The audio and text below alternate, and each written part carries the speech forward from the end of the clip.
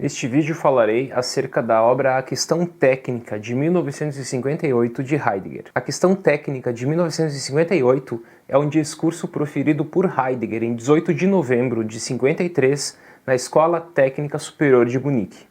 Heidegger, nesse discurso, tenta mostrar uma visão que seja livre de nossa escravidão e do nosso fascínio sobre os objetos técnicos. Segundo ele, não devemos nos contentar em definir a técnica, devemos sim buscar a sua essência, a essência da técnica. A representação comum que temos da técnica é que ela é um simples meio que está a serviço do ser humano. Desta forma, os problemas que surgiram com o desenvolvimento industrial da técnica está justamente no bom ou no mau uso da técnica.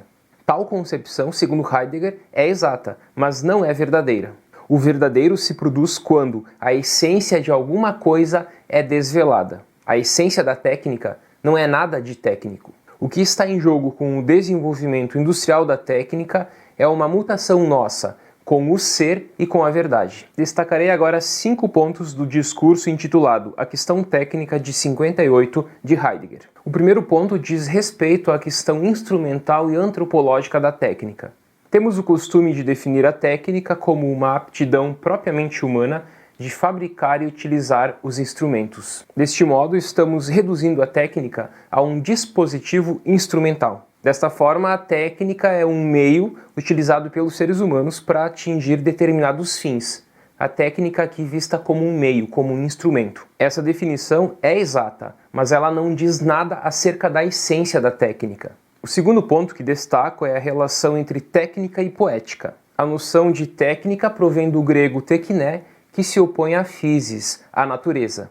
A palavra grega para designar produção é poiesis, daí surge o termo poesia. É poético todo o processo pelo qual alguma coisa é revelada. A própria natureza é poiesis, no processo de germinação e floração da planta, por exemplo. Passamos agora ao terceiro ponto, que diz que a técnica não é um mero meio, mas é um modo de revelação.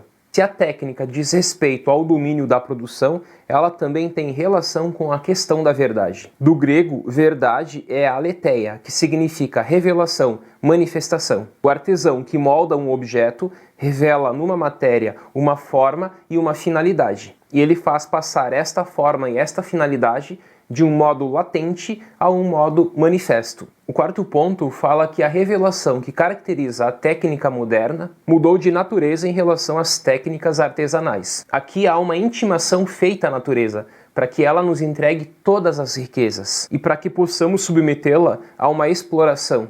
A terra não nos parece mais do que um entreposto, um fundo de recursos a explorar. Era totalmente diferente das técnicas tradicionais, que não queriam usar a força da natureza e otimizar o seu uso. O quinto e último ponto diz que ao devotar-se de maneira exclusiva ao desenvolvimento técnico, o ser humano submete-se a si mesmo um imperativo. E o imperativo é o de arrazoamento.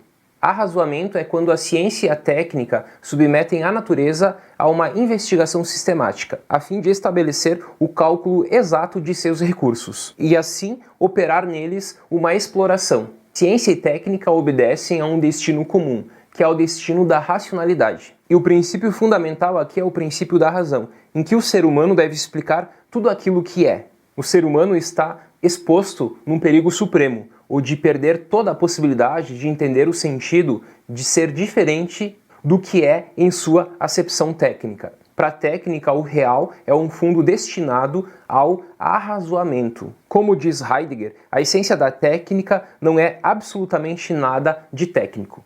Até mais.